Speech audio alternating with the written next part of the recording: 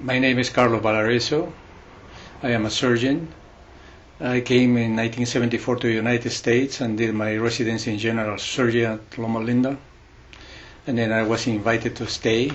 So I've been teaching students and residents since 1978 for 34 years until July of this year that I moved to Peru to become the founding dean of the new School of Medicine in Peru. I am Dr. Gisela Sandy. I am a general surgeon. I trained also at Loma Linda, and when Dr. Valareso asked me to join him to help start this medical school, I thought it was a wonderful opportunity. Okay, so while we're working together in Peru, we'll be sharing the morphophysiology course, which is in basic sciences for the medical students, and then once I get my license approved, we'll be operating together the Clinic of Good Hope, which is the Adventist hospital in Lima. And while working in Peru in the medical school, we will have the opportunity also to practice surgery in our hospital that is going to be the base hospital for our school, the Good Hope Hospital, that is in the best place in Lima.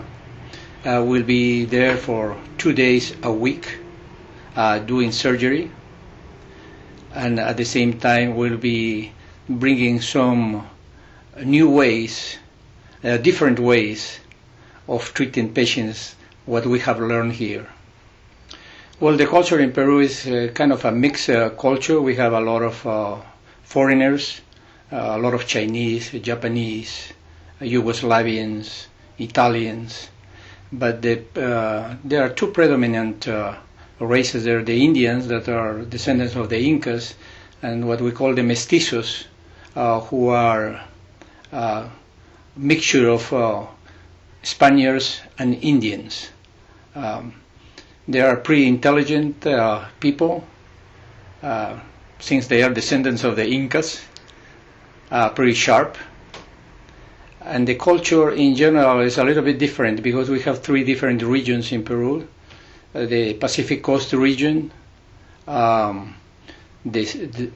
Andes, what we call the highlands, and the Amazon River area that we call the forest. So they are different.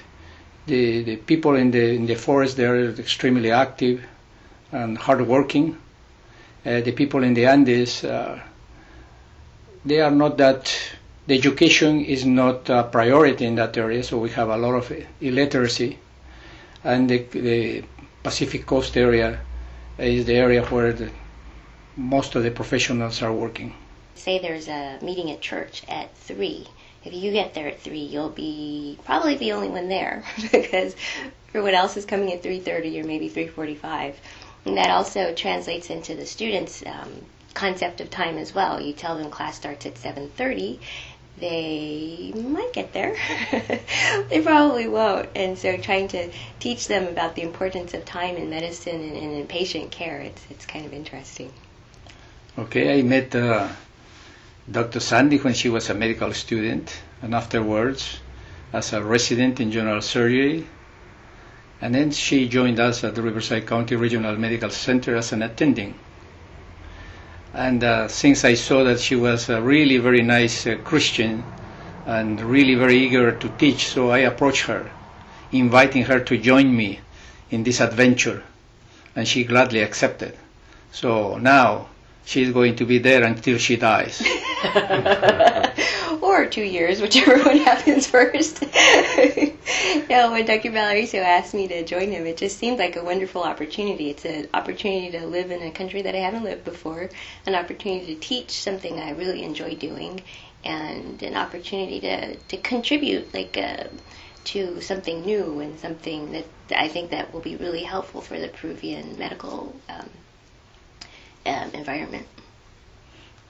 The thing that I love the most is the fact that we get these medical students after high school, so they are pretty young. They are 16, 17-year-olds, that you can mold them, and they are really eager to receive your advice, and especially spirituality.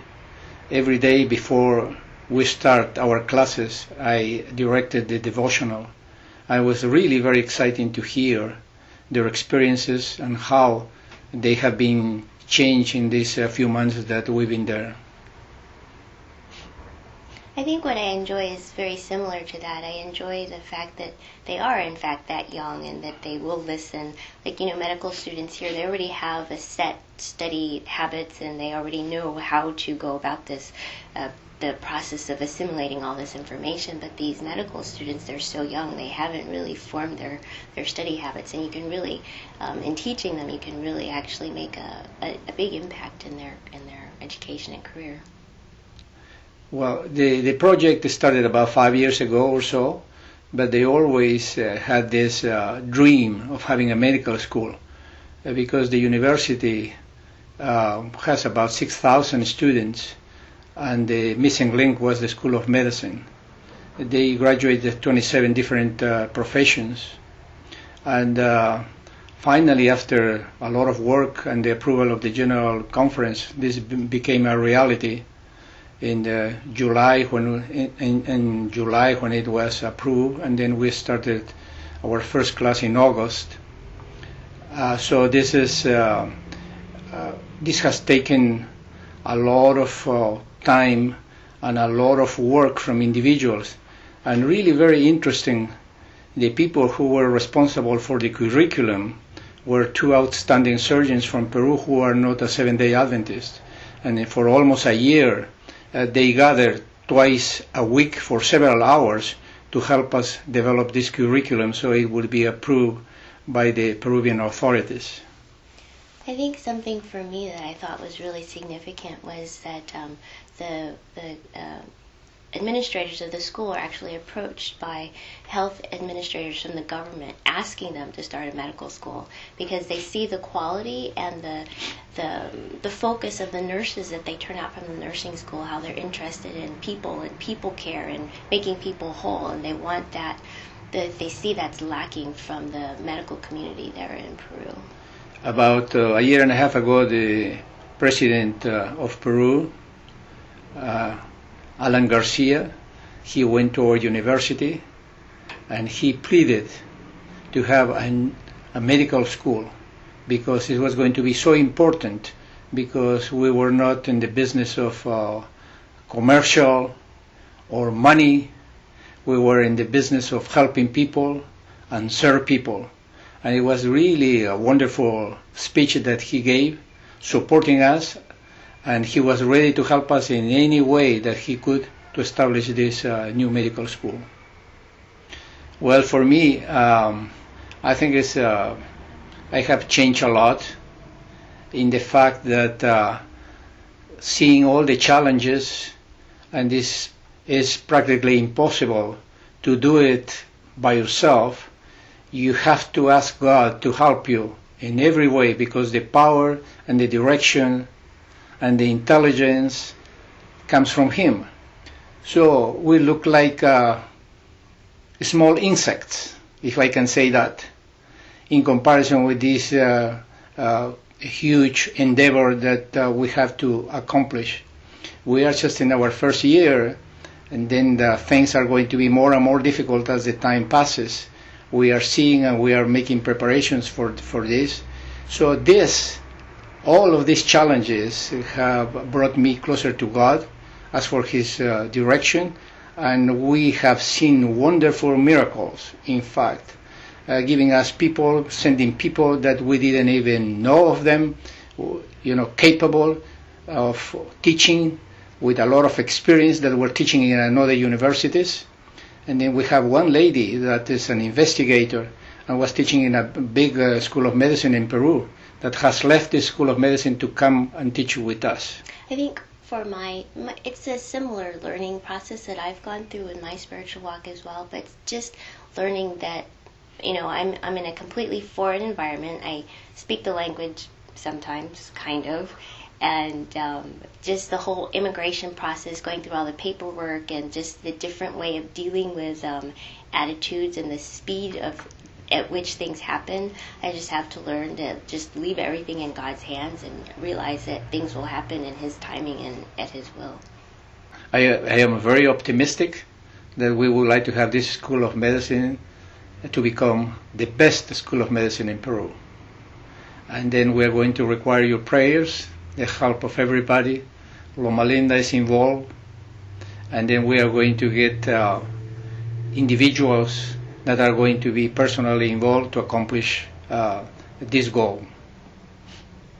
We are going to need a lot of help as the time passes and the years pass. We need teachers.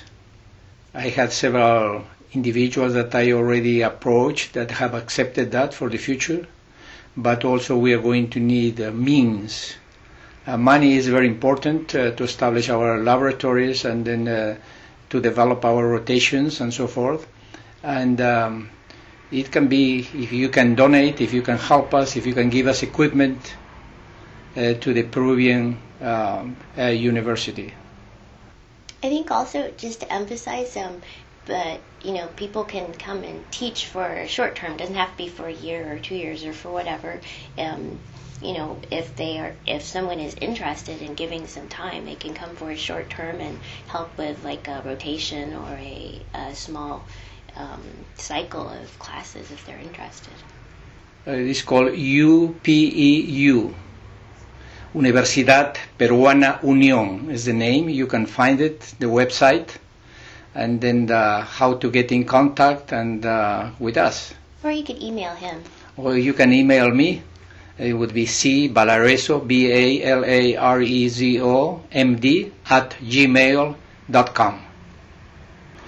It's a wonderful opportunity for us to serve God, and we will do our best. So we know that His coming is very close, and we would like to see our Lord pretty soon.